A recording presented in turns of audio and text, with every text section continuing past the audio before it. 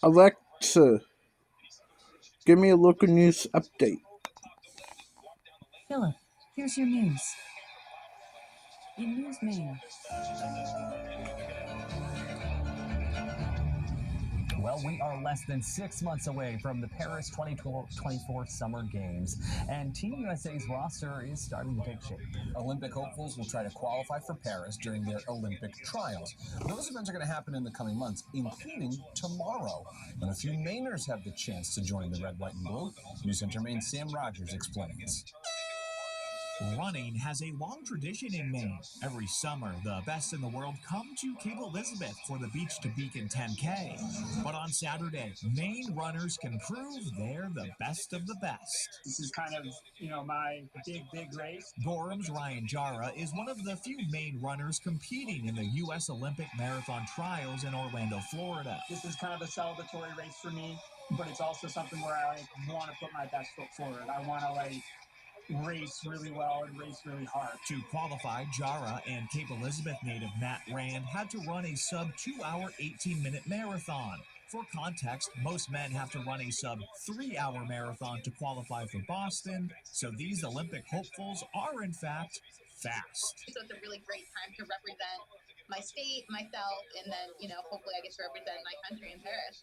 Standish native Emily Durgan will also be racing in Florida. At the end of the day, 3 get to go to Paris, so that's the goal. It's kind of as simple as that. I don't really know how else to explain it. It's pretty simple. A key for these athletes to be successful, having a solid support system.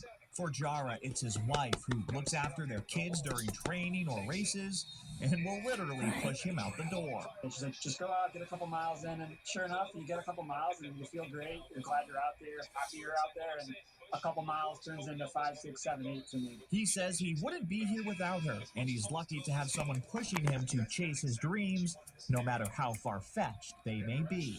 If you have goals in life, go after it. Get off the couch and go after something that you truly love and care about. Sam Rogers, News Center, Maine. The top 3 runners from both the men's and women's races will join Team USA in Paris this summer. So if you want to watch our fellow Mainers race tomorrow, you're in luck. The Olympic Marathon Trials will be broadcasted right here on News Center Maine. Taped coverage starts tomorrow at noon. If you want to watch the race live, you need to do so on Peacock. The men's marathon starts at 10 a.m. 1, 2, 3, 4. Those are numbers. But you already knew that. If you want to know what number you're going to pay each month for your car, use Kelly Blue Book My Wallet on Auto Trader. They're really good at numbers. Auto Trader. There are several items on the agenda for Portland's City Council meeting on Monday that, if approved, will develop a new program to help people experiencing homelessness. The city calls the pilot program Housing Opportunities for People in Encampments, or HOPE. According to Portland officials, HOPE is designed to be a 1-year program delivering assistance to help find housing for people in encampments. The goal is to help find stable housing for a minimum of 45 people over the course of a year. If approved, the program will be launched by the City of Portland in partnership with Maine Housing.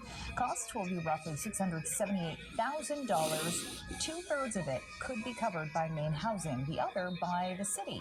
On Monday, the city will also be asked to extend the limited emergency order at the Homeless Services Center, allowing 50 additional beds to continue being offered there.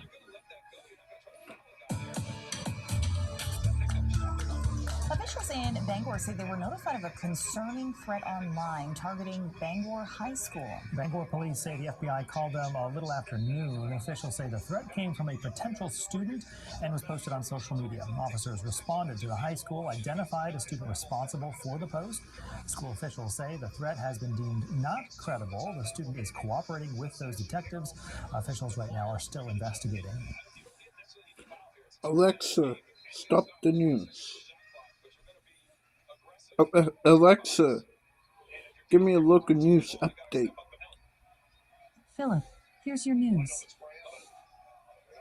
Federal officials are denying a request from Maine to waive the 6-month waiting period for asylum seekers to legally work in the state. In a letter to Maine's Department of Labor this week, the U.S. Citizenship and Immigration Services says it doesn't have the authority to change the asylum application eligibility. Only Congress has the power to do that. The Maine legislature passed a bill last session signed by Governor Mills asking the Department of Labor to send a letter requesting the waiver.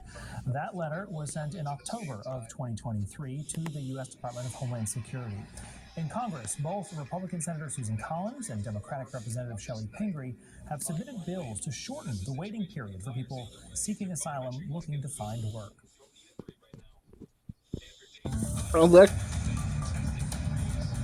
Alexa, stop the news.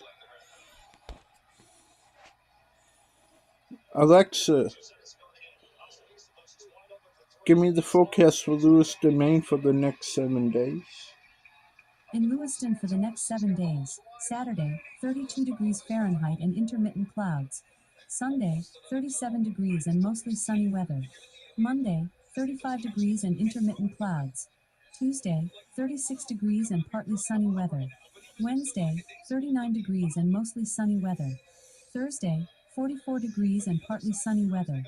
Friday, 45 degrees and lots of clouds. Alexa, did the groundhog see a shadow?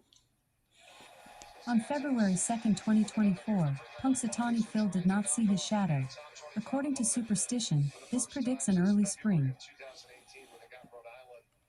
Alexa, give me a sports update. Here's your sports update. In basketball, yesterday, the Lakers beat the Celtics 114-105. And Celtics and Grizzlies are facing off on Sunday, February 4th at 6 p.m.